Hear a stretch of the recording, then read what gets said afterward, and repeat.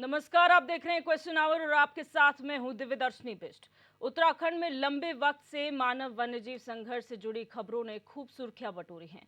खासतौर पर पहाड़ी इलाकों में बाघों ने कई लोगों और मवेशियों को अपना शिकार बनाया है। लोग लगातार दहशत में जी रहे हैं और इन्हें पकड़ने की मांग वन विभाग और सरकार से कर रहे हैं। लेकिन इसी बीच एक खबर जिसने सबकी चिंता बढ़ा दी है वो ये कि 5 महीनों में 13 बाघ बाघिनों की मौत प्रदेश में हो चुकी है। दरअसल राष्ट्रीय बाघ संरक्षण प्राधिकरण की ओर से जारी आंकड़ों के अनुसार देश भर में इस साल बीते 5 महीने में कुल 76 बाघों की मौत हुई है। इनमें से 12 बाघ सिर्फ उत्तराखंड के हैं।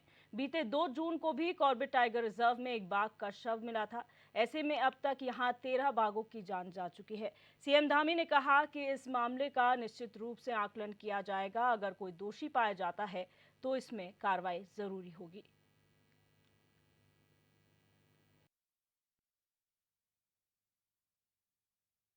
इसका हम लोग निश्चित रूप से आकलन करवाएंगे। यहाँ पर अगर कहीं पर कोई इस पर वो पाया जाता है तो उस पर हम भी कार्रवाई करेंगे। इसका हम लोग निश्चित रूप से आकलन करवाएंगे। यहाँ पर अगर कहीं पर कोई इस पर वो पाया जाता है तो उस पर हम भी कार्रवाई करेंगे। जो आप कह रहे हैं, देखिए, मनुष्य जीवन में भी जो मनुष्य पैदा हुआ है उसको मरना है।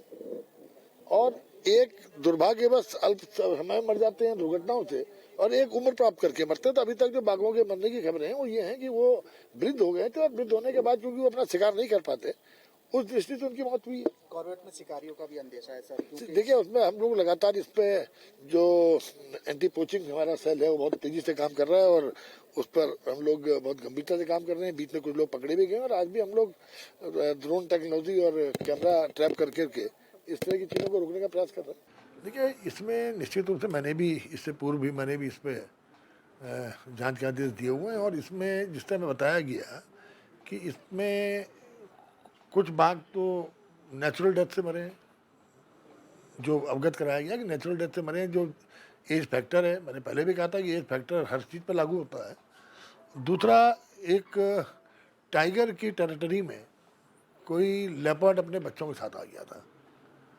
तो इनका नेचर ये होता है, ये अपनी टेरिटरी में किसी को आने नहीं देते। तो वो एक लेपर्ड और उसके बच्चे को मारने का काम टाइगर या टाइगरस थी उसने किया था। और कुछ लोगों एक पोचिंग का भी केस आया था कि एक पोचिंग के द्वारा उसको मारने की कोशिश की थी। उस पर जांच बैठी हुई है और मालूम किया जा रहा है कि आखिर कौन लोग इन्वॉल्व थे। हमारा एंटी पोचिंग सेल उस पर काम कर रहा है। तो इसलिए हमारे वन मंत्री माननीय सुबोध उनियाल जी ने इसमें अपने वक्तव्य में कहा है कि हम लोग जिस प्रकार से ये चीज़ें अभी सामने आई हैं उसके प्रति हम लोग काम कर रहे हैं। और जो जानवरों का ही आपस में जो अभी आपने देखा कि बच्चों को एक बाघिन द्वारा बचाने के लिए दूसरे पे अटैक किया था, तो उस वजह से ये चीज़ें हो रही हैं। बाकी अभी इस तरीके का कोई भी मैटर सामने नहीं आया है किसी भी तस्करी का। और अभी तक जितना भी हमारी जाँच जो आगे बढ़ी है उस दिशा में यही है कि जानवरों के द्वारा ही आपस में वो चीज़ें की गई हैं। बाकी जहाँ पे लोगों की सुरक्षा की बात है, लोगों के लिए हम लोग पूरा जो उनका एरिया होता है वहाँ पे पूरा फेंसिंग का और तमाम चीज़ें वन विभाग की ओर से भी की जा रही हैं। तो हमारी कोशिश ये है कि जान माल की सुरक्षा वहाँ पे की जाए, और किसी भी तरीके से ऐसे कोई भी हमले भी जो हैं वो ना। देखिए, अभी मामला संज्ञान में आया है, जाँच हो रही है। अगर ऐसा कुछ आगे कोई चीज़ आती है तो उस पर ज़रूर कार्रवाई की जाएगी। 5 महीने में 12 बाघ बाघिनों की मौत हो चुकी है, और वन विभाग इस मामले में कोई सटीक जवाब नहीं दे पा रहा है। प्रदेश सरकार इस मामले में मौन है और उसको कुछ जवाब नहीं सूझ रहा है। आखिर जंगल में ये घबराहट क्यों मची हुई है? आखिर इंसान तो परेशान थी, अब जंगली जानवरों पर भी जान की आ पड़ी है। आखिर ये क्यों हो रहा है उत्तराखंड में? ये एक बड़ा सवाल है। आखिर जंगल का जो गणित है वो आखिर क्यों गड़बड़ा गया है, और जो जानवर आपस में प्यार प्रेम से रहते थे उनमें आपसी संघर्ष क्यों बढ़ गया है?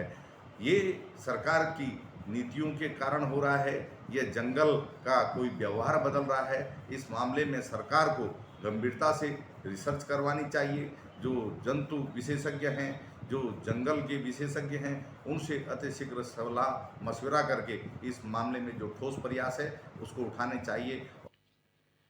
तो आज इसी मुद्दे पर हम चर्चा करेंगे कि बाघ भी बचाने हैं और इंसान भी बचाने हैं, क्योंकि पिछले कुछ समय से पहाड़ों में जिस तरीके से मानव वन्यजीव संघर्ष देखने को मिला है, उससे चिंताएं बढ़ गई थी। लोगों के जीवन में खतरा मंडरा रहा था। कई क्षेत्रों में तो कर्फ्यू तक लगा दिया गया था। लोगों को अपने घरों में कैद होने के लिए मजबूर होना पड़ा। लोग लगातार मांग कर रहे थे कि इन जो बाघ हैं या तेंदुए हैं, उन्हें आदमखोर घोषित किया जाए, उन्हें पकड़ा जाए और किसी तरीके से इस समस्या से निजात दिलाई जाए। लेकिन इसी बीच एक चिंता का विषय और भी ज़्यादा बढ़ जाता है कि टाइगर रिजर्व्स, यहाँ 3 टाइगर रिजर्व्स हैं और उत्तराखंड की बात की जाए तो पिछले 5 महीनों में 13 बाघों और बाघिनों की मौत हो चुकी है। हालांकि ये कहा जा रहा है कि ये जांच का विषय ज़रूर है, नेचुरल डेथ इसे माना जा रहा है। ये भी हो सकता है कि दूसरी टेरिटरी से जो तेंदुए हैं या बाघ हैं वो इनकी टेरिटरी में प्रवेश कर रहे हैं और संघर्ष के बाद इनकी मौत हो रही है। लेकिन वाकई ये जांच का विषय है कि आखिर ये मौतें हो क्यों रही हैं। खुद प्रधानमंत्री नरेंद्र मोदी ने भी इस बात पर चिंता जाहिर की है, क्योंकि सेव टाइगर जो प्रोग्राम इस देश में चलाया जा रहा है बाघों की घटती संख्या को देखते हुए उनको संरक्षण देने के लिए चलाया गया था। लेकिन इसी बीच में शिकारियों का कई बार शिकार हुए, कई बाघ बीमारी से मरे और अन्य कारण है बाघों के मरने का। लेकिन 5 महीने के अंदर अगर 13 बाघों की उत्तराखंड में अगर मौत होती है तो वाकई ये सोच का विषय है कि इतनी कड़ी सुरक्षा और इतनी कड़ी निगरानी के बाद भी अगर बाघ मरते हैं तो आखिर इसकी वजह क्या है।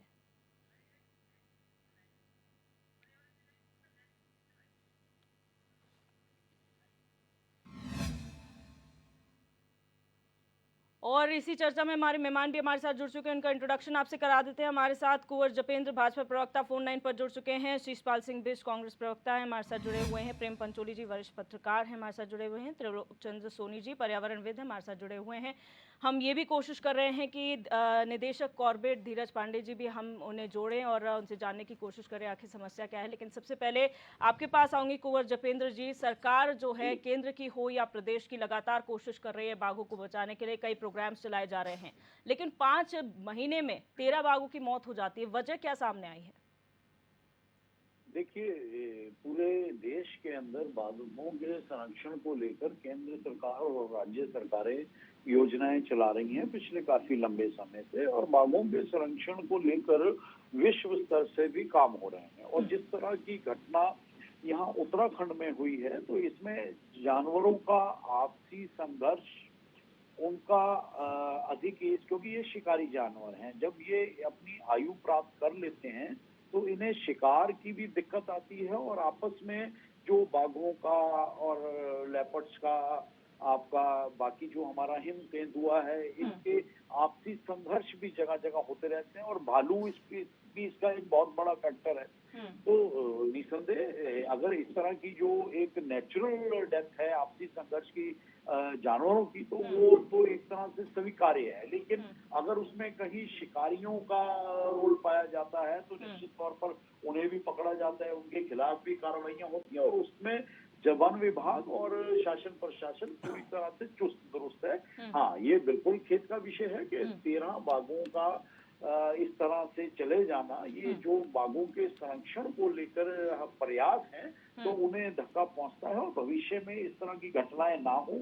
जंगली जानवरों के आपसी संघर्ष को कैसे रोका जाए, इसमें एक्सपर्ट्स का बहुत बड़ा रोल है, और जो वन्य जीवी एक्सपर्ट्स हैं, तो निश्चित तौर पर उन सब लोगों से इसमें सहयोग लिया जा रहा है कि उत्तराखंड के अंदर पूर्ण रूप से बाघों के संरक्षण को लेकर और अन्य जंगली जानवरों के संघर्ष को रोकने की दिशा में कैसे प्रयास किए जाते हैं, इस पर विशेष फोकस है। ठीक है, शीशपाल जी क्या कहेंगे इस पर, अपना वक्तव्य दीजिए। जो बाघों की मौत हो रही है, पहले मानव वन्य जीव संघर्ष देखने को मिलता है, अब बाघों की मौत का मामला इस प्रदेश की चिंता का विषय है। देखिए दिव्य दर्शनी जी, बहुत आश्चर्यजनक और चिंताजनक दोनों बातें इसमें हैं कि जो उत्तराखंड के अंदर पहले जो मानव और वन्य जीव संघर्ष चल रहा था, तो सरकार न तो मानवों को बचा रही है और न बाघों को बचा पा रही है। दोनों जो है इसमें मारे जा रहे हैं। और क्योंकि पहले मानव सुरक्षा के जो उपाय होने चाहिए थे, जो सजगता वन विभाग की होनी चाहिए थी, वो कहीं दिखाई नहीं दी। अब कम से कम जो सेव टाइगर प्रोजेक्ट है, जिस पर करोड़ों रुपया जो है सरकार का खर्च हो रहा है, केंद्र की भी सहायता इसमें मिलती है, उस उसके बाद भी जो है अगर इतनी बड़ी तादाद में जनवरी से लेकर अब तक ये 13 बाघों की मौत के आंकड़े हैं और पिछले साल भी 9 बाघों की जो है मौत के आंकड़े राज्य में आए थे। और जो वन मंत्री जी अभी ये डिस्क्रिप्शन में मैं सुन रहा था कि कह रहे थे साहब ये आपसी संघर्ष में मर गए, बाघ बूढ़े थे, पता नहीं किस प्रकार की कहानियां कह रहे थे। अरे मंत्री जी, बाघ पहली बार बूढ़े थोड़े न हो रहे हैं, ये तो यहाँ सदियों से, युगों से या पहली बार ये घटनाएं सामने आ रही हैं। पहले इतनी बड़ी तादाद में कभी बाघ बूढ़े नहीं हुए। मुझे लग रहा है आप ही की सरकार में एकदम वो बूढ़े हो गए, यकायक आप ही के सरकार के समय में वो जो है दूसरी टेरिटरी के जो वो आ गए और इनमें आपसी संघर्ष छिड़ गया। ये बचकाने से बयान है और इसमें जो जीव जंतु विशेषज्ञ हैं उनसे, पर्यावरणविदों से आपको जो है इसकी असली वजह को ढूंढना चाहिए। इसमें तो मुझे कोई बड़ा गड़बड़ झाला नजर आता है, क्योंकि वन विभाग का ध्यान कहाँ है, न तो उनका मानवों को बचाने में है, न अपने बाघों को बचाने में है। अन्य जानवरों की तो बात छोड़ ही दीजिए। तो जो सेव टाइगर प्रोजेक्ट है उस पर सीधे देश के प्रधानमंत्री भी बयान देते रहते हैं, उनकी भी नज़र है। उसके बाद भी इतने महत्वपूर्ण प्रोजेक्ट में इतनी हिलावहाली, इतनी लापरवाही वो समझ में बिल्कुल नहीं आती है। और ये गंभीर विषय है, इस प्रकार का नहीं कि इस प्रकार के बचकाना बयानों से आप बच जाएंगे। लोग इस राज्य के पढ़े लिखे हैं, यहाँ पर सभी जागरूक लोग हैं और सभी समझ रहे हैं कि इसके पीछे कोई ना कोई अलग ही कहानी है। तो उसकी तह में जाना पड़ेगा। मैं सीधे आरोप नहीं लगा रहा हूं, क्योंकि ये जांच का विषय है और गंभीरता से जांच होनी चाहिए। लिपापोती अगर होगी तो निश्चित तौर पर वो देर सवेर सामने आएगी। तो ये गंभीर विषयों पर इस प्रकार के हल्के बयान कतई ना आने चाहिए। जल्दबाजी में आपने कह दिया, साहब मुख्यमंत्री जी भी कह रहे हैं साहब कोई दोषी होगा तो देखेंगे, कार्रवाई करेंगे। अरे देखेंगे, कार्रवाई करेंगे का क्या मतलब है? आप देखिए कि हो क्यों रहा है, इतनी बड़ी तादाद में बाघों की मौत हो रही है। और ये मैं अब अचानक से पिछली बार 9 बाघों की बात सुनी, अब 13 बाघों की है जनवरी तक। अभी तो दिसंबर इस साल का आना बहुत दूर की बात है। तो इसको अभी तक अगर आप जागे नहीं, क्योंकि वन विभाग में आप देखिए पहले 2 बड़े अधिकारियों के बीच कुर्सी का खेल चलता रहा, लड़ाई चलती रही। तमाम जो है वन विभाग की जो है आपस में जो लड़ाई है, तो आपका ध्यान विभाग पर नहीं है। मंत्री जी का भी ध्यान मुझे नहीं लग रहा कि विभाग के कार्यों पर है। तो इसी सब में कहीं वन में भी घपला चल रहा है और जो है लोगों के जीवन में तो उत्तराखंड में चल रहा है। प्रेम पंचोली जी, आपका क्या वक्तव्य है इस पूरे मसले को लेकर? देखो, मैं अभी तक मेरे पास कोई ऐसे साक्ष्य नहीं आए हैं कि बाघ क्यों मरे और किसने मारे। और जो भी बयानबाजी सत्ता और जो प्रतिशोध की पार्टी है वो कर रहे हैं, तो वो राजनीतिक बयानबाजी हो सकती है। लेकिन अगर बाघ मर रहे हैं, सीधे मरने की खबर आ रहे मरे और उनको विभाग ने ट्रेस किया और लाया और जो भी कुछ पोस्टमार्टम किया होगा, तो वो थोड़ा सा ज़रा संदेशपद भी है और बड़ा कष्टमय भी है कि अगर हमारे जंगलों में 5 महीने के अंदर अगर इतने बाघ मरते हैं तो वो बहुत खतरनाक बात है। सबसे बड़ी बात यह कि मैं आजकल एक रिपोर्ट पढ़ रहा था कि समुद्र में या किसी भी हमारे नदी के पास जो मछलियाँ, उन पे एक रिसर्च हुई है और उस मछली में जब मछली खाते हैं तो लोग इसलिए खाते हैं कि फैट कम हो जाए और तरह तरह की मेडिसिन उसको मिल जाती है जिनको कुछ ज़रूरत होती है खाने की, जो मांस खाते हैं। मछली में 50% प्लास्टिक पाया गया है और 50% जब मछली खाने से आपको प्लास्टिक आपके पेट में जा रहा है तो मछली खाने का कोई फायदा नहीं है। आप देख सकते हैं कि जंगलों में जो जानवरों का संघर्ष है वो आज का नया संघर्ष नहीं है, वो पुराना संघर्ष है और वो बहुत भयंकर होता है। तब तो ट्रेस्ट होता नहीं, आज तो तकनीक है, आज लोग फोटो खींच लेते हैं दूरबीन से और कहीं से फोटो इकट्ठी करके दिखा सकते हैं। लेकिन बाघ को क्या खाना मिल रहा है जंगल में? पहला सवाल यह है कि जिसको जिंदा मांस चाहिए, मतलब बाघ को ऐसा मांस चाहिए, उसको ऐसा ठंडा और सड़ा हुआ मांस नहीं चाहिए। और अगर उसको मांस नहीं मिल रहा है तो उसकी खबरें आ रही है कि वो मनुष्यों को खा रहा है, लोगों को खा रहा है। तो कितने लोग बाघ ने मारे हैं वो आंकड़े अभी तक पूरे कोई विभाग या लोग अभी तक, हमारी खबरों पे तो लोग कितना गौर करते होंगे या सरकार गौर करती होगी। हम लोग जो ग्राउंड जीरो से जो लोग लिखते हैं, लोग बार बार कहते हैं कि इतने लोगों को मारा। बड़ी खतरनाक घटना होती है जब बाघ आदमी को खाता है, बहुत दुखदाई होता है। मतलब उसको जब देखेंगे आप तो थोड़ी देर पजल्ड हो जाएंगे। तो बाघ को खाना मिल रहा कि नहीं मिल रहा, सबसे बड़ी जिस आदमी को जिस जानवर को जिंदा मांस चाहिए और अगर उसके पेट में प्लास्टिक जा रहा है, आप देख रहे हो कि जितनी भी सेंचुरी है वो खोलते हैं, वहाँ पे टूरिस्ट जा रहा है, ट्रैवल करने की एजेंसियां जा रही है और क्या उसको खाना मिल रहा है या उसको प्लास्टिक मिल रहा है, बिल्कुल। उसको भी मरने का एक कारण हो सकता है। दूसरा कारण ये हो सकता है कि जितने भी हमारी सेंचुरियाँ हैं उत्तराखंड में, अगर हम उत्तराखंड के बाघों की बात करेंगे, आप उसके बफर जोन में जाइए और बफर जोन में जो रास्ता होता है उस रास्ते में जो गाड़ी होगी वो उत्तराखंड की नहीं होगी, वो उत्तर प्रदेश की नहीं होगी। नई नई नंबर की गाड़ियां और बड़ी बड़ी गाड़ियां आड़ी तिरछी लगी हुई पेड़ के पीछे। ये हमने कई बार देखा, मैंने खबरें भी उठाई है। आप यहीं पे चले जाइए, ऋषिकेश के बाद जो राजा जी पार्क का जो बफर जोन है, जो किमसार वाली क्षेत्र में आप जाइए, पता नहीं कहाँ कहाँ की गाड़ियाँ, महंगी महंगी गाड़ियाँ। क्या कर रहे हो गाड़ियाँ वहाँ पे? वहाँ तो टूरिस्ट भी नहीं जा रहा है।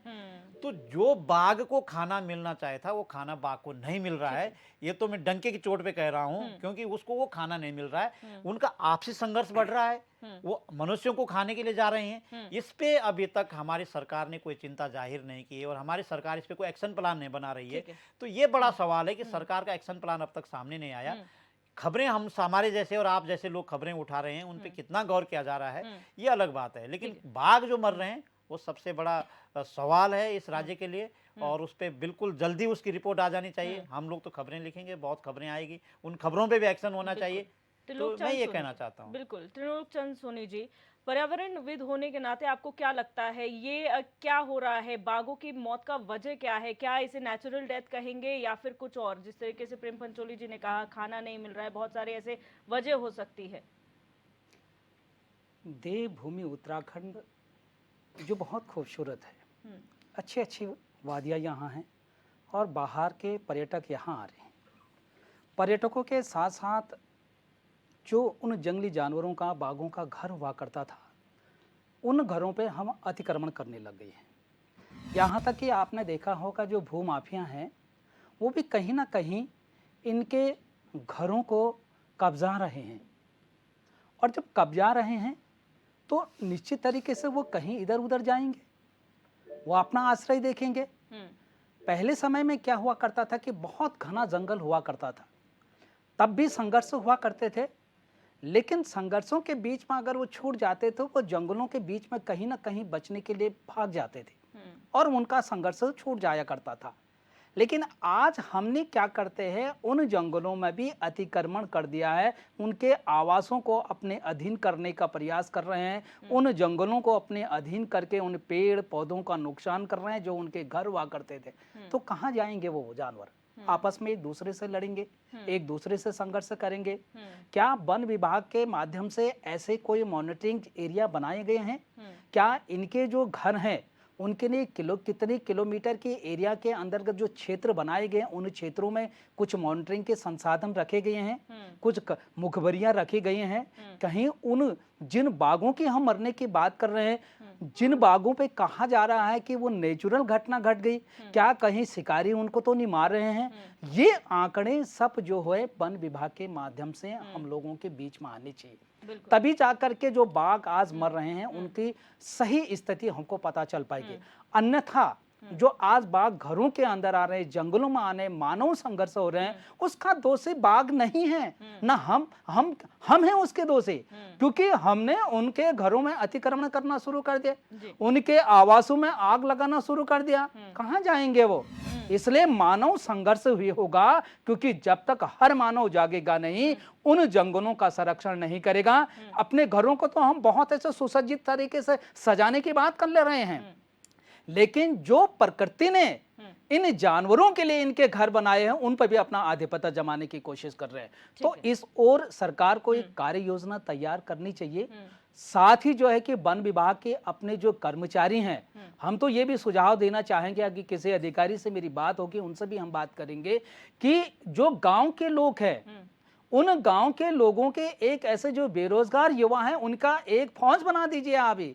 एक जिस तरीके से वन विभाग के हैं, जो आपने ग्राम प्रहरी रखे, एक जंगल प्रहरी बनाइए आप उस पे। ठीक है कुंवर जपविंदर जी, जिस तरीके से सजेशंस यहाँ पर आ रहे हैं, लेकिन एक समय था जब बाघों की संख्या घट रही थी, सेफ टाइगर अभियान लेकर आया गया था, उस वक्त हमने सुनने को मिला था कि टाइगर की सुरक्षा के लिए जो है स्नाइपर्स तक की तैनाती होती है, उनके गले में कॉलर्स होती है, उनकी एक एक मूवमेंट ट्रैक होती है। अगर ये एक वाक्य वाकया ये भी आया था कि एक टाइगर जो है घूमता घूमता चाइना पहुंच गया था, उसको वहां तक ट्रैक आप लोगों ने कर लिया था। तो अगर 13 बाघों की मौत हो जाती है, उसे क्यों नहीं ट्रैक कर पाया कोई कि 5 महीनों में 13 बाघों की मौत हो गई?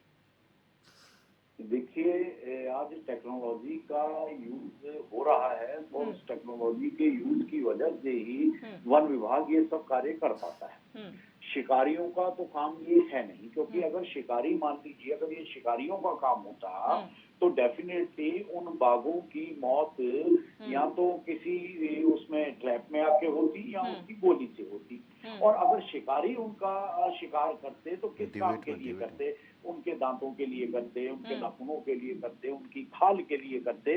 तो वो चीजें हुई नहीं है। वो चीजें, उसकी संभावना से इनकार भी नहीं किया जा सकता, लेकिन वो संभावना नजर भी नहीं आ रही है। अब ये सीधा सीधा जो आपसी संघर्ष है उसे भी नहीं नकारा जा सकता। उनके कार्य क्षेत्र में जो उन्हें बाधित करने का काम किया जा रहा है या वो डिस्टर्ब हुए हैं, डेफिनेटली वो एक विषय हो सकता है। अच्छा, कुंवर जपिंदर जी, आपने कहा कि ये पोचिंग का केस नहीं हो सकता। खुद सुबोध उनियाल ने कहा एक पोचिंग का मामला आया था, उसकी जांच हो रही है। मानव संघर्ष की, अगर आप आपसी वन्य जीवों में संघर्ष की बात करते हैं, तो जब संघर्ष होता है तो उसके भी निशान बाघों के शरीर पे होते हैं। तो जब पोचिंग के निशान नहीं है, तो क्या संघर्ष के निशान आप लोगों को उनकी बॉडीज पर मिले हैं पोस्टमार्टम के टाइम पर, अगर हुआ है तो? या 3 केसों में ये देखा गया है जिसमें संघर्ष के प्रमाण मिले हैं। तो वो ये सारी चीजें तो पोस्टमार्टम रिपोर्ट में उन जानवरों की और बाकी चीजों में सब चीजें साफ हो जाएंगी अगर आप उसकी पूरी जानकारी लेना चाहें तो। लेकिन हाँ, उसके संघर्ष के निशान मिले हैं और कहीं कहीं एज ज्यादा होने की वजह से भी, शिकार ना कर पाने की वजह से भी वो भी एक फैक्टर रहा है। तो इसे ये एक ऐसा मसला है कि जिसमें जेन्युइन फैक्टर्स अधिक नजर आ रहे हैं और यहाँ शक की संभावना मात्र 20%, 25% रह जाती है।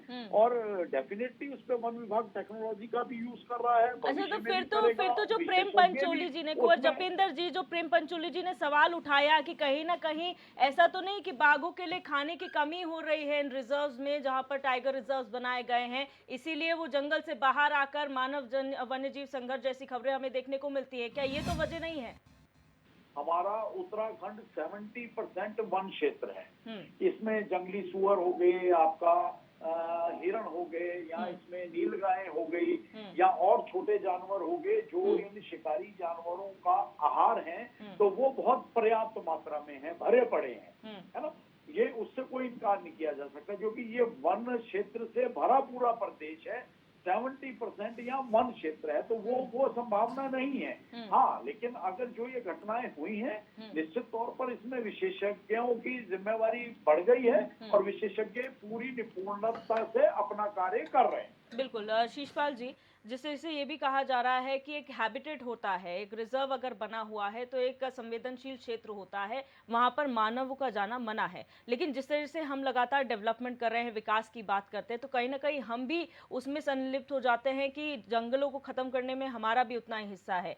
कैसे? क्योंकि आप लोगों की सरकार भी रही है, ऐसा क्या होना चाहिए? सस्टेनेबल डेवलपमेंट जिसे हम कहते हैं, उसकी बात यहाँ पर आ जाती है। ऐसा क्या होना चाहिए कि हम रिजर्व्स को सुरक्षित रखें लेकिन अपना डेवलपमेंट भी साथ साथ करते रहें? नहीं, देखिए, जो पंचोली जी ने आशंकाएं यहाँ पे खड़ी की थी और वही सवाल आपने भी किए हैं कि साहब जो रिजर्व एरिया है वहाँ पर जो है इंक्रोचमेंट क्यों हो रहा है इंसानों का। अब वो तो छोड़िए, वो तो उसके तो कई कारण हैं, लेकिन जो रिजर्व एरिया के अंदर जो कह रहे हैं कि बड़ी बड़ी गाड़ियों में बाहर के लोगों का मूवमेंट बड़ी भारी मात्रा में आ रहा है, बताओ वो कैसे वहाँ पर मूवमेंट कर ले रहे हैं? उसके तो पूरे के पूरे मानक है, उसके लिए पूरी की पूरी गाइडलाइन है और पूरे जो रिजर्व एरिया में है उसमें वॉच टावर हैं, सारे उपकरणों की बात यहाँ पे पहले उठ चुकी है कि प्रत्येक बाघ जो है उस वाचिंग उसकी होती है। तो कहीं ना कहीं तो हिला हवाली हो रही है ना कि जो मानक हैं, जो उसके लिए पैरामीटर्स हैं वन्य जीवों की सुरक्षा के लिए, बाघों की सुरक्षा के लिए, वो नहीं अपनाए जा रहे हैं। उसमें कहीं ना कहीं वन विभाग लापरवाही कर रहा है। तो ये बड़ी चूक है और इसीलिए इसकी जांच गंभीरता से होनी चाहिए। मैंने इसीलिए कहा कि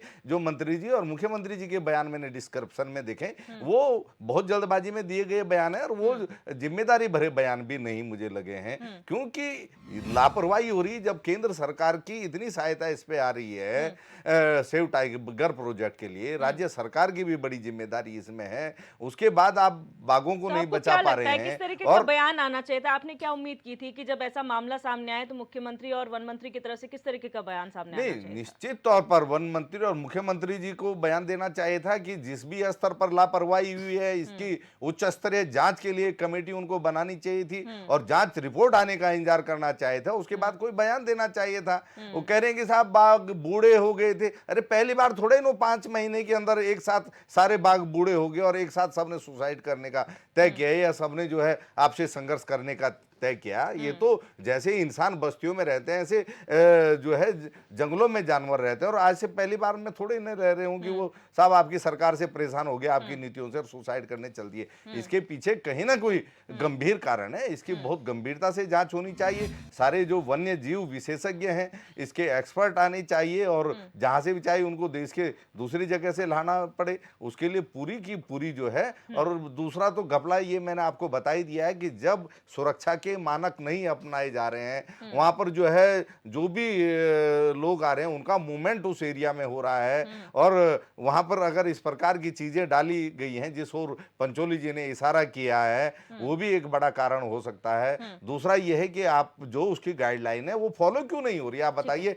जब हर बाघ की निगरानी है, आप ही कह रही थी कि चाइना तक बाघ चला गया, उसका मूवमेंट जब ट्रेस हो सकता है तो बाघ के साथ क्या वहां पर दुर्घटना हो रही है, उसका संघर्ष हो रहा है या उसको मारा जा रहा है या जिस भी कारण से हो रहा, तो वो सारे कैमरा लगे हुए हैं, वो सारी चीजें सामने आनी चाहिए। अगर अधिकारी उस चीज को छुपाना चाहेंगे, सरकार उसको बाहर नहीं लाना चाहेंगी, तो तभी जाके वो चीज बाहर नहीं आएगी। नहीं तो आज के आधुनिक युग में सारी सच्चाई एक एक बाघ की मौत के कारण पता लगेंगे, लेकिन लिपापोती वाले बयान नहीं आने चाहिए। और जो वन विभाग देख रहा हूं मैं लंबे समय से, दिव्य दर्शनी जी, बहुत लापरवाही वहां पर हो रही है। अभी आपने देखा कि प्रदेश के अंदर पौड़ी जनपद के रिखणी खौल ब्लॉक में जो है कर्फ्यू लगाना पड़ा लंबे समय तक। वहां पर जो है बाघ जो है बस्तियों में घुस के आगे थे, तमाम लोगों की हत्याएं प्रदेश के सभी कोने से आ रही हैं, उसमें भी जो है वन विभाग के जो पैरामीटर्स हैं उसका फॉलो नहीं किया जा रहा है। इसी कारण ये सारा का सारा हो रहा है। जो तमाम इसके लिए जो पैसा आ रहा है आप ईमानदारी से वहां खर्चिए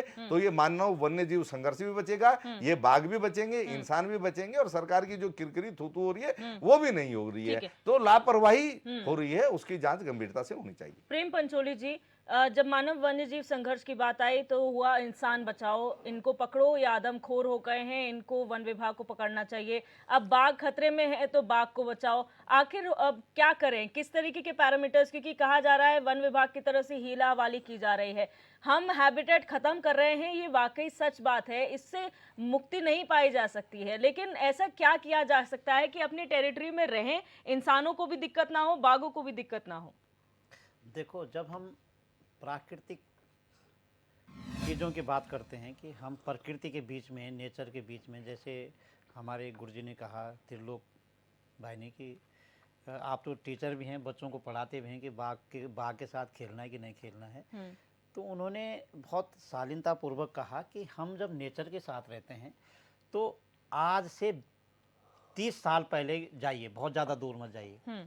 हमारे गांव में, किसी भी गांव में आप जब मसाला डालते थे खाने में तो आप सगवाड़ा से ही, सगवाड़ा मतलब जहाँ किचन गार्डन हम जिसको कहते हैं, वहाँ से धनिया और ये थोड़ा ला करके मसाला सील में पीस करके खाने में डाल दिया। कोई ऐसा मसाला नहीं था जिससे हमारे शरीर में कोई नुकसान हो जाए, और लंबे जीते थे, कोई बहुत सारी बीमारी नहीं होती, छोटी मोटी बीमारियाँ होती जिसको जीरा भून करके ख़त्म कर दिया जाता था। धीरे धीरे आधुनिक चीज़ें आई है, हम विकसित हुए हैं, हम बहुत आगे बढ़े, हमारी मुट्ठी में दुनिया आ गई है, लेकिन हमने नेचुरल रिसोर्स का जो दोहन किया है, जो विदोहन किया है, उसके पीछे हम लोगों ने कभी नहीं देखा कि बहुत सारा दोहन हुआ है। आप देखिए, मैंने पहले भी कहा है कि क्या बाघ ने प्लास्टिक खाया है? मुझे बोलना पड़ेगा सीधा, पहले मैंने थोड़ा सा जरा भूमिका बनाई, क्या बाघ ने प्लास्टिक खाया है? जिसको जिंदा मांस चाहिए, देखो आप इंसानों में देखो ना पहले कि जो मांस नहीं खाता है उसका व्यवहार, उसका उठना बैठना दूसरे प्रकार का रहता है, जो मांस खाता है उसका थोड़ा दूसरा रहता है, लेकिन रहते दोनों साथी है।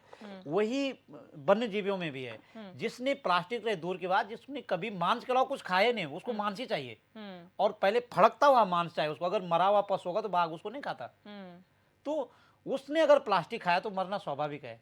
पर मैं ये नहीं कहता हूँ कि मेरे पास कोई प्रमाण है उसका, उसकी जांच बहुत जल्दी आनी चाहिए, और ये राजनीतिक प्रोपेगेंडा इसमें नहीं होना चाहिए। दूसरी बात ये है कि हमारे जंगल के एक दायरा होता था, जो हमारे जो पारंपरिक ज्ञान था हमारे गांव के लोगों को, गांव की एक सीमा होती थी, जंगल की एक सीमा होती थी, किस जंगल में कब जाना है और किस जंगल में जाना ही नहीं है, ये भी है। हमने रिजर्व फॉरेस्ट तो बना दिया, हमने सेंचुरी बना दी, लेकिन सेंचुरी में हमने तय ही नहीं किया कि उस सेंचुरी में जाना है कि नहीं जाना है, और कब जाना है, और अगर जाना है तो वहां हमको क्या क्या करना है। बाकायदा गाइडलाइन होगी कि हमको सेंचुरी में जाने के लिए ये चीजें करनी है, लेकिन वो फॉलोअप नहीं हो पा रही है। मैं आपको बता दूं कि हमारे विभागों में बहुत सारी चीजें हैं। वन विभाग की आप वन पंचायत उठा दीजिए, 16,000 से अधिक वन पंचायतें हमारे उत्तराखंड में हैं। वन विभाग ये बता दे कि 16,000 वन पंचायत में से एक पंचायत की एक्टिविटीज सामने आई, उस वन पंचायत ने क्या करके दिखाया अपने गांव के अंदर। पहला सवाल, वो वन पंचायत ये थोड़ी कि वो गांव में मीटिंग करे और वन विभाग आदमी जाए और रजिस्टर पे दस्तखत करवाए। वन पंचायत का काम बहुत सारे काम, जब वन पंचायत है तो गांव के वनों की जिम्मेदारी उस वन पंचायत की होनी चाहिए, और वन उनके हैं और वो वनों के हैं, ना कि जो गवर्नमेंट एम्प्लॉय वहां पे जाते हैं। तो पहला सवाल मेरा यही है कि नेचुरल जो रिसोर्स है उनके बीच में हमको प्राकृतिक रूप में ही रहना है। बाघों की मरने खबर इसलिए बहुत जल्दी आई होगी कि आजकल तकनीकी का युग है, किसी ने फोटो खींच दिया, अगर कोई गड़बड़ भी करना चाहता तो पता चल गया और उसकी पोल की डोल खुल गई, तो बाघ भी बच गए, उसकी खाल बच गए, दांत बच गए, जैसे तैसे कुछ जो भी रहा होगा, गड़बड़ जो भी रहा होगा। लेकिन ये जो बाघ दनादन मरे 5 महीने के अंदर, ये बड़ा सवाल करता है हमारी व्यवस्था पे, हमारी सरकारों की व्यवस्था पे, क्योंकि बाघ को खाना नहीं मिल रहा जो खाना उसको मिलना चाहिए था। ठीक है, वो खाना नहीं मिल रहा। बिल्कुल, यहाँ पर सस्टेनेबल डेवलपमेंट की हम बात कर रहे हैं, और ख़ास तौर पर इस बात पर जोर दिया जा रहा है प्लास्टिक यूज़ में, क्योंकि अगर मछलियाँ इसका सेवन कर रही हैं तो और जानवर भी कर रहे हैं। जहाँ जहाँ मनुष्यों का हस्तक्षेप हो रहा है वहाँ पर प्लास्टिक पहुँचा है, जानवरों में भी वो पाया गया है। ऐसे में अगर रिजर्व्स की बात की जाए, क्योंकि हम लोग जंगल सफारीज करना पसंद करते हैं, टूरिज्म का एक हब बन चुका है, लेकिन क्या आपको नहीं लगता कि ऐसी जगहों को रिस्ट्रिक्ट करना चाहिए टूरिज्म को लेकर? आपका क्या मानना है इस पर? बिल्कुल, क्योंकि प्रकृति की जो शांत वातावरण है वो हमारे उत्तराखंड के ऊंचाई वाले क्षेत्र में है, लेकिन हमने विकास के साथ पैसा कमाना लाजमी समझा। जितना ज़्यादा चाहे वन विभाग को जाता हो या सरकार को जाता हो, अच्छी बात है, राज्य की आय बढ़नी चाहिए, लेकिन क्या उस राज्य की आय बढ़ने के साथ साथ हमारे जो दूरस्थ जंगलों में विचरित करने वाले, चाहे बाघ की बात करूं, घुएड़, कागड़ या अन्य जानवरों की बात करूं मैं, वो प्रभावित होंगे? प्लास्टिक गांव का आदमी नहीं ले जाता है प्लास्टिक, क्योंकि मैं तो गांव का रहने वाला हूं, गांव में ही हम पले पड़े हुए हैं, गांव की ज़िंदगी हम लोगों की रही है, हम लोगों ने कभी प्लास्टिक देखा भी नहीं जा। लेकिन जो ये पर्यटक लोग आ रहे हैं वो अपने इंजॉय के लिए जो है कि ये तमाम चीज़ें ले जा रहे हैं। मछलियाँ ही नहीं, आप देखेंगे गाय खा रहे हैं, जंगली जानवर भी खा रहे होंगे, क्योंकि हमारे पास कोई ऐसा यंत्र नहीं है कि उसके जो है कि हम सर्जरी करके बता सके कि क्या, वो भी खा रहे होंगे क्योंकि उनको भी खाना नहीं मिला। खाने में अगर मैं बात करूं कि जो पहले हमारे जंगल में लंगूर, गुणी, बांदर, ये तमाम चीज़ें हुआ करते थे जिनको बाघ खाया करता था, आज वो सभी जो कि शहरों की ओर आ गए हैं। उसका दोषी वो जंगली जानवर, वो गुणी, बंदर वो नहीं है, हम हैं, क्योंकि हमने उनके आवासों में आग लगाना शुरू कर दिया, और जब आग लगाना शुरू किया, जंगल आग के हवाले हो गए, तो उनको भी सुरक्षा चाहिए, उनको भी खाना पीना चाहिए। वो क्या हो गए कि वो धीरे धीरे करके उन्होंने जंगलों को छोड़ करके मानव बसाव की ओर आ गए। उसका कारण क्या कि मानव अपने आसपास आग नहीं लगाएगा, इसलिए वो जो है कि जंगलों को छोड़ करके बस्ती की ओर आ रहे हैं। मानव चिल्ला रहे हैं कि हमारे खेत खलिहान तमाम चीजें जो कि खत्म कर रही है जंगली जानवर। क्योंकि उसके दोषी हमने उसको जंगल में रोकने का प्रयास किया। क्या हमने जंगलों में आग लगाने के लिए जो है कि ऐसे कदम उठाए कि हम जंगलों को सुरक्षित रखेंगे? क्या हमने उन जंगलों में फलदार पौधे रोपे हैं जिनको खा करके बंदर, गुणी, ये तमाम फलाहारी जानवर उसको वहीं रुक पाएंगे? अगर वो फलाहारी जानवर उन्हीं जंगलों में रुक जाते हैं तो निश्चित तरीके से जो बाघ मानव खाने के लिए बस्ती की ओर आ रहा वो तो वहीं रहेगा ना। पहले क्या था, यही तो था, जो जंगली जानवर जंगलों में ही अपने फलों खाकर रहा करते थे, वो उन्हीं को, गुणी को खाता था, बंदर को खाता था और तमाम चीजों खाता। आज तो मैंने ये भी देखा कि जो बाघ है वो ये तीतर होते हैं, हमारे चकोर होते हैं, उनको भी खाने लगे हैं क्योंकि उसको खाने के लिए कुछ नहीं मिल रहा है। तो उसका दोषी मानव को उनके हस्तक्षेप नहीं करना चाहिए। सरकार को हो सकता भाई उनको खाने की व्यवस्था करनी चाहिए, वन विभाग को।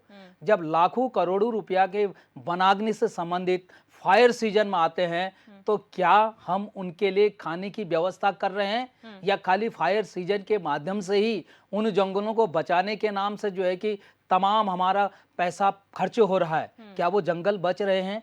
ये कई ऐसे मुद्दे हैं जिन मुद्दों में सरकार को चिंतन करना है, उसका समाधान का। हमारे साथ जुड़े हुए हैं बीजेपी के पे, मैं तो सरकार से यही अनुरोध करना चाहूंगा कि उत्तराखंड के जंगलों को आप एक फल पट्टी के रूप से विकसित कर दीजिएगा। यहाँ के आम आदमी को ले वो जंगल आर्थिकी, आमदनी, रोजगार के स्रोत उन जंगलों को बना दीजिएगा। अगर इस प्रकार के जंगल अगर बन जाते हैं तो जो फलाहारी जानवर हैं वो जंगलों की ओर नहीं, घरों की ओर नहीं आएंगे, वो जंगलों में ही विचरित करेंगे। और जो बाघ आज मानव के लिए अपने भोजन की तलाश में गांव की ओर आ रहा है, वो गांव में नहीं आएगा बल्कि उन्हीं जानवरों को खा करके अपना भरण पोषण करेगा। तो ये कार्य योजना करना जरूरी है, ये कार्य योजना बनानी जरूरी है, क्योंकि उत्तराखंड सरकार इस कार्य को कर सकती है। हमें उत्तराखंड के लिए काम करना है, हमें पार्टी बेस पे काम नहीं करना है, बल्कि हमको उत्तराखंड के जल, जंगल, जीवन और जानवरों को बचाने के काम करना है ताकि हमारे उसका उपभोग आने वाली पीढ़ी कर सके। मेरा बिल्कुल, आप जवाब दीजिएगा। मेरा एक छोटा सा सवाल आपसे ये है कि हम जागरूकता फैलाने के लिए स्कूल्स, कॉलेजेस में अभियान चलाते हैं समय समय पर, चाहे वो पर्यावरण दिवस हो, उसके मौके पर कई थीम्स हमने रखी है। सेफ टाइगर थीम भी रखी गई है जिसमें हम कहते हैं आप पेंटिंग्स बनाइए, आप थीम्स लेकर आइए, आप सजेशंस दीजिए। लेकिन कई जगह ऐसे देखा गया है, खासतौर पर कॉर्बेट टाइगर रिजर्व में ये देखा गया है कि मना करने के बावजूद भी लोग वहां कांच की बॉटल्स लेकर जाते हैं, प्लास्टिक के सामान लेकर जाते हैं और वो इकट्ठा होता है, वही चीज जंगल के अंदर पहुंच रहा है। तो एक तरीके से जो आपने कानून बनाया है वो तो कहीं ना कहीं टूट रहे, लूप होल वहां पर भी है जिसकी वजह से भुगतना तो जानवरों को भी पड़ रहा है। देखिए बिल्कुल, और अभी हम अपने साथी प्रवक्ता को सुन रहे थे, आप बहुत अच्छे सुझाव हैं और सरकार हमेशा अच्छे सुझावों का स्वागत करती है और उनकी अमल की दिशा में कदम भी आगे बढ़ाती है, क्योंकि जल, जंगल, जमीन और हमारे वन्य जीवों की सुरक्षा और मानव की सुरक्षा ये एक बहुत महत्वपूर्ण विषय है वर्तमान में उत्तराखंड सरकार के लिए। और हमारे माननीय मुख्यमंत्री धामी जी ने इस दिशा में कड़े कदम उठाने शुरू किए हैं और अधिकारियों को भी निर्देशित करने का काम किया जा रहा है। और जिस तरह से टाइगर रिजर्व के अंदर जो अभी आपकी जो एक शिकायत है वो भी जायज है। निश्चित तौर पर जागरूकता अभियान की तो आवश्यकता है ही। जागरूकता अभियान के साथ साथ हम फोर्स बढ़ाने की तरफ भी कदम आगे बढ़ा रहे हैं। और स्पेशली टूरिस्ट सीजन के टाइम पे जब जंगल सफारी शुरू होती है, चाहे हम टाइगर रिजर्व की बात करें या हम राजाजी नेशनल पार्क की बात करें या हम अपने पर्वतीय जनपदों में टूरिस्ट की बात करें, तो निश्चित तौर पर वो एक योजनाबद्ध तरीके से जागरूकता अभियान, जगह जगह साइन बोर्ड, प्रचार सामग्री, और उसमें वन विभाग की क्या भूमिका रहनी चाहिए, उसमें सिविलियंस की क्या भूमिका रहनी चाहिए, उसमें जागरूक नागरिकों की क्या भूमिका रहनी चाहिए। कुंवर जपिंदर जी, आप जनपदों के एक छोटा सा सवाल इससे निकल कर ये आता है, आपने कहा आपने कहा वन विभाग की जिम्मेदारी तय करेंगे, सिविलियंस की क्या जिम्मेदारी होनी चाहिए, जागरूक नागरिक की क्या होनी चाहिए। जागरूक नागरिक और सिविलियंस तो करने को तैयार है समर्थन, लेकिन अगर वन विभाग ही आपका समर्थन नहीं करेगा, अगर लोग गुहार लगाते हैं, शिकायत लगाते हैं, वन विभाग सुनने को तैयार नहीं है, तो सरकार चाहे कितने भी नॉर्म्स बना ले, कितने रूल्स रेगुलेशन बना ले, आम आदमी क्या करेगा? क्योंकि आपके पास पावर तो आपकी विभाग के पास है, वो करने की क्षमता विभाग के पास है। लोग आपको समर्थन कर सकते हैं, आपको समय समय पर इंफॉर्मेशन दे सकते हैं, वो लोग कर सकते हैं, लेकिन जो वाकई कार्य धरातल पर उतारना है वो तो आपका विभाग करेगा ना। अगर वो ही नहीं कर पा रहा है तो फिर किस बात का विभाग बता रखा है आप लोगों ने? देखिए अब अगर आप वर्तमान में भारतीय जनता पार्टी की सरकार की कार्य प्रणाली पे ध्यान दें तो काफी चीजें बदली जा रही हैं और सरकार जनता के लिए है, प्रदेश के लिए, प्रदेश के हित के लिए है और उसमें अधिकारियों को कड़े निर्देश हैं कि किसी भी विभाग, कोई भी विभाग हो, यहाँ वन विभाग की बात नहीं है, उत्तराखंड का चाहे कोई भी विभाग हो, उन सब विभागों में सभी अधिकारी अपने जो है सुचारू रूप से काम करें, जनता की शिकायतों पे भी ध्यान दें, जनप्रतिनिधियों की बातों पे भी ध्यान दें, जागरूक नागरिकों के शिकायतों पे भी, उनके प्रस्तावों पे, उनके सुझावों पे भी ध्यान दें। ये कड़े निर्देश दिए गए हैं और इनकी मॉनिटरिंग समय समय पर मुख्यमंत्री कार्यालय और माननीय मुख्यमंत्री जी द्वारा समय की जा रही है और इससे धीरे धीरे हमारी प्रदेश की जो अधिकारियों की और कर्मचारियों की कार्य प्रणाली है उसमें बदलाव आ रहा है और हमें उम्मीद है कि हम पूर्ण रूप से इन चीजों को लाइन अप करने की दिशा में कामयाब हों। कुमार साहब, मैं एक ये कहना चाहूँगा कि जो लोगों का आज वन विभाग से विश्वास उठ रहा है उसका मेन कारण ये है कि जब कभी कोई जो है कि बाघ जो है कि पशु को खा लेता है या मानो जो जिस तरीके का संघर्ष हो रहा है वो हो जाता, तो लोगों की ये शिकायत होती कि एक तो तत्काल वहाँ पर आदमी नहीं पहुँच पाता है, दूसरी बात ये होती कि अगर उसको मुआवजा देने की बात आती तो उसको तत्काल मुआवजा नहीं मिल पाता है। इस कारण से लोगों का धीरे धीरे जो है कि इस ओर जो है कि विश्वास उठता हुआ जा रहा है और लोग इसलिए जो है कि कहीं ना कहीं वन विभाग को कोऑपरेट नहीं करते हैं। अगर ये चीज़ें आ जाती हैं, अगर वो समय से वो चीज़ें उनको मिल जाती है तो निश्चित अगर कि जिस तरीके से वन पंचायतें बनाए वही कुछ सहयोग नहीं कर पा रहे हैं, तो इस पे सहयोग सरकार के माध्यम से अगर या वन विभाग के माध्यम से इस तरीके की, क्योंकि सरकार ही करेगी इसमें, अगर निर्देश हो जाते हैं तो निश्चित तरीके से जो है कि जो पीड़ित हैं लोग उनको उनकी सहायता मिलनी चाहिए तत्काल जिस समय उनकी उसकी जरूरत होती है। जी सर। जी बिल्कुल, निश्चित तौर पर वन विभाग की नीतियों में और जो लोगों को त्वरित लाभ पहुंचाने की दृष्टि से पीड़ितों को तुरंत न्याय मिल सके, निश्चित तौर पर उस पर कदम आगे बढ़ाए जा रहे हैं और ये प्रदेश में जनता द्वारा चुनी हुई जनता के हित की सरकार है। तो आने वाले समय में आप देखेंगे कि इन सभी चीजों के ऊपर कड़े निर्णय लिए जाएंगे और इनमें बदलाव और सार्थक बदलाव की दिशा में निश्चित तौर पर हम सब लोग कामयाब। शीशपाल जी, आप कुछ कहना चाह रहे थे, आप कितना इत्तेफाक रखते हैं इस बात को लेकर कि सरकार ये कहती है कि सुझाव आने चाहिए, हम उसका समर्थन करते हैं, विभाग की कार्यप्रणाली पर जो है वो ठोस कार्रवाई की जाएगी, बदलाव किया जाएगा, लेकिन समय के साथ साथ जस का तस स्थिति बनी रहती है, या तो अधिकारी, फिर वही बात आती है अधिकारी सुनने को तैयार नहीं है या कोई ना कोई लूप होल तो उसमें ढूंढ ही लिया जाता है। नहीं, मैं यही कह रहा था कि सरकार बयानबाजी खूब करती है, जुमलेबाजी खूब करती है, लेकिन रिजल्ट नहीं आते ना, यही तो समस्या है। दूसरा ये देखिए कि वन मंत्री जी में अगर नैतिकता होती तो अब तक उनका इस्तीफा आ जाना चाहिए था और जो फॉरेस्ट सेक्रेटरी उनको सस्पेंड कर दिया जाना चाहिए था और निष्पक्ष जांच बैठती तो इसमें दूध का दूध और पानी का पानी होता निश्चित तौर पर।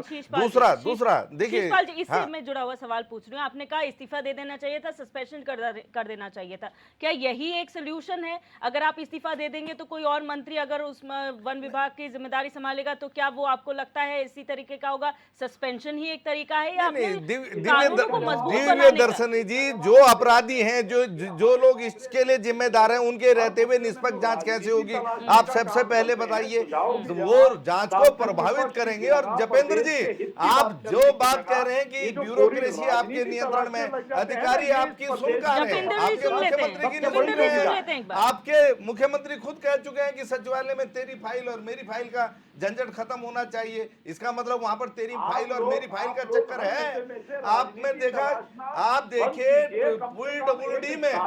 पीडब्ल्यूडी विभाग में जो हैवीवेट मंत्री है सतपाल महाराज, उनकी मर्जी के बिना एचओडी विभाग का बन गया। आपके दो फॉरेस्ट के बड़े अधिकारी पहली लाइन के आपस में जो है किस प्रकार की नूरा कुश्ती हुई वो पूरा प्रदेश जानता है। आप किसको झांसे में देने की कोशिश कर रहे हैं? अब जनता आपके झांसे में नहीं आने वाली।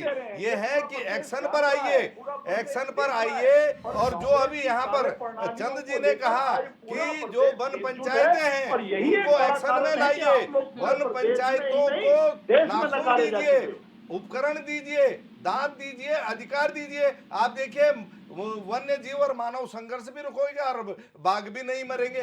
सारी चीजों की जिम्मेदारी आपके जो फॉरेस्ट के ये जो बेईमान अधिकारी बैठे हुए, भ्रष्ट अधिकारी बैठे हुए, जो सेव टाइगर का जो पैसा करोड़ों रुपए डकार रहे हैं, तमाम जो अन्य वन विभाग का पैसा है, वो पर्यावरण का पैसा है, जो उसे मिली भगत से आपके मंत्री और जो अधिकारी चट कर रहे हैं, वो पैसा अगर वहां पर लगेगा, अगर सुरक्षा मानकों के साथ खिलवाड़ नहीं होगा, वॉच टावर बनेंगे, वहां पर गार्ड होंगे, उनके पास हथियार होंगे, उपकरण होंगे, निगरानी होगी, तो कैसे वन्यजीव मानव संघर्ष होगा, कैसे बाघ मरेंगे? मैं भी देखता हूं, लेकिन कहीं ना कहीं लापरवाही हो रही है, हिलाहुआरी हो रही है। इसीलिए मैं कह रहा हूं कि यहाँ पर मंत्री का इस्तीफा होना चाहिए था और फॉरेस्ट सेक्रेटरी को सस्पेंड किया जाना चाहिए था, तब जाके निष्पक्ष जांच होगी। इनके रहते हुए कैसे निष्पक्ष जांच होगी? और आपको लगता है कि सारी सच्चाई सामने आ जाएगी? वो जंगल की कहानी है, जंगल में ही दफन हो जाएगी। मैं गारंटी के साथ कहता हूं, हम भी 2-4 डिबेट करने के बाद हकीकत का पता नहीं लगा सकते। ये यहाँ चल रहा है, यहाँ पर न तो इंसान सुरक्षित है, शहरों में सुरक्षित नहीं, शहरों में कानून व्यवस्था बिगड़ी हुई है। लगातार हम कानून व्यवस्था की बात उठा रहे थे, अब यहाँ तो शहरों की और इंसानों की बात छोड़िए, जंगलों में भी कानून व्यवस्था नाम की चीज नजर नहीं आ रही है। वहाँ फॉरेस्ट विभाग की लापरवाही नजर आ रही है। और भारतीय जनता पार्टी के प्रवक्ता और इनके मंत्री ये खुद अपनी पीठ थपथपा रहे हैं, सब बूढ़े हो गए थे, आपसी संघर्ष में मर गए थे। अरे ये कौन सी कहानी हुई भाई? तुम्हारा प्रदेश अनोखा प्रदेश है कि जो कहानी तुम कहोगे वही जनता सच मान लेगी? जांच करवाइए ईमानदारी के साथ। अगर आपके अंदर नैतिकता फिर आंकड़े शेयर कर देते हैं। 5 महीने में पूरे भारत की अगर बात करें, 76 बाघों की मौत इन 5 महीने में हुई है। 12 की बात करें, 12 और 13 बाघ सिर्फ उत्तराखंड में मरे हैं। ये आंकड़ा और भी ज्यादा बढ़ सकता है, लेकिन चिंता का विषय यही है कि आखिर इनके पीछे की वजह क्या है और लापरवाही कहां से हो रही है? क्या ये नेचुरल डेथ है या किसी की लापरवाही? प्रेम पंचोली जी, हमने सारी बातें कर ली, क्या वजह हो सकती हैं बाघों की मौत के पीछे? अभी तो रिपोर्ट आना बाकी है, जांच होना बाकी है, लेकिन इस तरीके जो संघर्ष हो रहे हैं, मानव वन्यजीव संघर्ष कह लीजिए या फिर आप खाली वन्यजीवों की बात कर लीजिए, दोनों आपस में लिंक्ड हैं कहीं ना कहीं। आप वन प्रहरी भी बनाते हैं, तो वो वन प्रहरी जानवर से डरेगा तो वन प्रहरी कैसे बनेगा? वो कैसे बता पाएगा कि यहाँ पर बाघ है, जब वो घर के अंदर बैठा हुआ है इस डर से कि बाघ आएगा हमें कहीं शिकार ना बना ले, तो हम अंदर बैठेंगे। तो कैसे प्रहरी बनेगा और कैसे इन्फॉर्मर बनेगा वन विभाग का? और वन विभाग अगर सही तरीके से काम नहीं कर पाएगा तो वो ये नहीं देख पाएगा कि कहाँ क्या हो रहा है। तो ये आपस में लिंक्ड है, आपको नहीं लगता?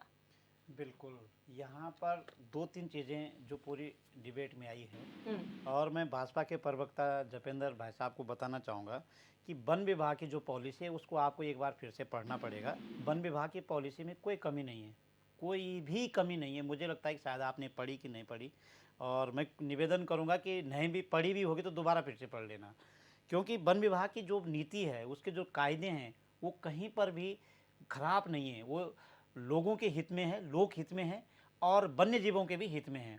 लेकिन गड़बड़ी कहाँ पर है उसका मैं एक एग्जाम्पल आपको दे दूंगा। भाई साहब त्रिलोचन भाई साहब ने भी सवाल उठाया है कि गाँव के लोग कभी भी प्लास्टिक इस्तेमाल नहीं करते। अब मैं बताता हूँ, करते हैं। गांव के लोगों के हाथ में अगर प्लास्टिक की थैली लग गई, जब तक उस पे प्राण रहेंगे तब तक ले जाएंगे, फिर वापस घर लाएंगे, फिर रखेंगे, कई दफे तो उसको धुल करके फिर वापस रखेंगे। वो कभी जंगल में प्लास्टिक फेंकते नहीं है। ये जपेंद्र भाई साहब को कह रहा हूँ कि आप और हम तो शहरों में रहे हैं, आप गांव में एक बार जाइए, गांव का आदमी कभी प्लास्टिक इस्तेमाल करेगा भी पर घर लाएगा वापस, और बाद में जब वो कहीं लायक नहीं रहेगी वो थैली तो चूल्हे में जला देते हैं उसको। गाँव में गैस है, प्रधानमंत्री महोदय ने गैस पहुंचाई गांव में, ये इसके लिए धन्यवाद के पात्र हैं। लेकिन लोग गैस कम यूज करते हैं क्योंकि गांव में लकड़ी मिल जाती है तो चूल्हा जलाते हैं, तो उसको जला देते हैं। जंगल में कभी प्लास्टिक नहीं फेंकते।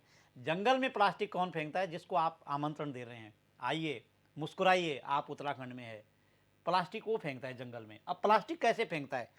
जब आप रामनगर से काला डूंगी की तरफ एंट्री करोगे और काला डूंगी से जब आप जो है सोकाथाल होते हुए नैनीताल की तरफ जाओगे, उस रास्ते में इतना घनाघोर जंगल है, उसकी दोनों तरफ आप देखेंगे कि रेड़ी और फड़ वाले लोग बैठे रहते हैं, सारा प्लास्टिक बेचते हैं। और मुझे नहीं लगता कि ये अगर वन विभाग ने एक ठेली को अगर हटा दिया होगा ना, तो वन विभाग का कर्मचारी सस्पेंड हो जाता है, उसको नौकरी करनी है। ये गड़बड़ कैसे हुआ? ये गड़बड़ आपने 2 महीने पहले अप्रैल में देखा होगा, जब 2 धुरंधर बड़े अधिकारी आपस में लड़े, सारा कारोबार वन विभाग का ठप हुआ। तो ये वहां से हुआ ये गड़बड़ी। एक फॉरेस्ट गार्ड, एक रेंज ऑफिसर अपनी नौकरी बचाएगा या जंगल में रेडी वाले को हटाएगा? उसमें पॉलिसी में बाकायदा है कि आप जंगल के किनारे रेडी फड़ कुछ नहीं लगा सकते।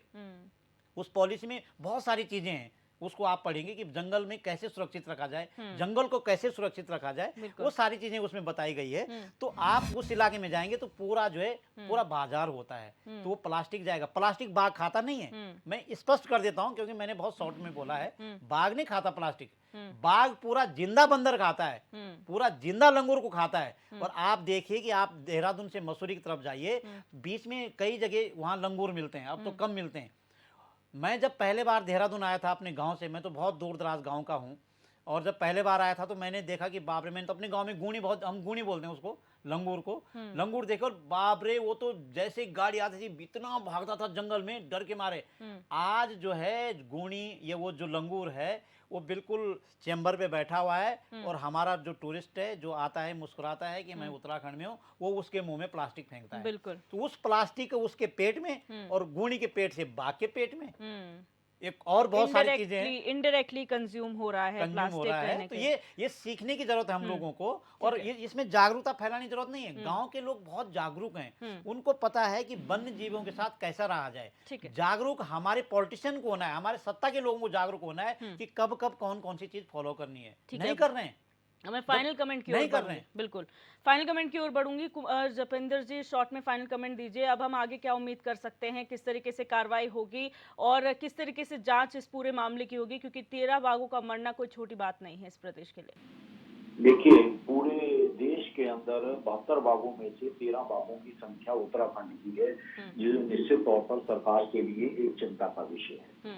और हम यकीन से कह सकते हैं कि जितने भी ये जो सुझाव आए हैं या जो चर्चा में जो पॉइंट्स रेज हुए हैं, तो डेफिनेटली इनके ऊपर सरकार पहले से काम कर रही है। और जो वन विभाग के अधिकारियों और कर्मचारियों और जो टूरिस्ट को जागरूक करने की दिशा में प्रयास किए जाने हैं, उन्हें थोड़ा बढ़ाने की आवश्यकता है। तो निश्चित तौर पर सरकार और विभाग उसे बढ़ाएंगे, और किसी भी तरह से वन विभाग के अधिकारियों की हीला हवाली या उनकी लापरवाही को किसी भी तरह से बर्दाश्त सरकार नहीं करेगी, इसका भी यकीन दिलाते हैं। और जो हमारी पॉलिसी है, उस पॉलिसी के तहत क्या बेहतर और हो सकता है, या बिल्कुल ये तो ठीक है कि गांव का आदमी जागरूक है, गांव का आदमी पूरी जागरूकता के साथ आगे बढ़ता है, लेकिन उन क्षेत्रों में आने वाले टूरिस्ट को कैसे और अवेयर करके उनकी इस तरह की हरकतों को रोकने की दिशा में और क्या ठोस प्रयास किए जाने हैं, और उसके लिए किन नीतियों की आवश्यकता है, कितने स्टाफ को बढ़ाए जाने की आवश्यकता है, ये सब सरकार के संज्ञान में है और अधिकारियों को इन्हीं चीजों के ऊपर लगाया गया है। और भविष्य में इस तरह की घटनाओं की पुनरावृत्ति ना हो, ये निश्चित तौर पर सरकार ये साबित करती है। बिल्कुल, बहुत शॉर्ट में सर फाइनल कमेंट। देखिए, मेरा पूरा विश्वास है कि भाजपा के प्रवक्ता जो कह रहे हैं कि इन घटनाओं की पुनरावृत्ति न हो, वास्तव में पुनरावृत्ति नहीं होनी चाहिए, और वो तब नहीं होगी जब सरकार ईमानदारी से इस प्रकरण की जांच करवाएगी। और जो सुरक्षा के मानक हैं, चाहे वो बाघों की सुरक्षा के हैं, चाहे मानव की सुरक्षा के मानक हैं, उसका गंभीरता से उस गाइडलाइन का पालन होगा। और जो बजट भारत सरकार से और जो उत्तराखंड सरकार से वन विभाग के लिए इस प्रोजेक्ट में जारी हो रहा है, उसका ईमानदारी से खर्च हो। और जो मॉनिटरिंग है बाघ की, वो मॉनिटरिंग अगर प्रॉपर तरीके से होगी, जो कैमरे आपने वहां पर लगाएंगे वो अगर प्रॉपर लगे होंगे, जो गार्ड वहां पर जो है होने चाहिए, जो वॉच टावर पर उस पर पूरे उपकरण होने चाहिए, वो अगर होंगे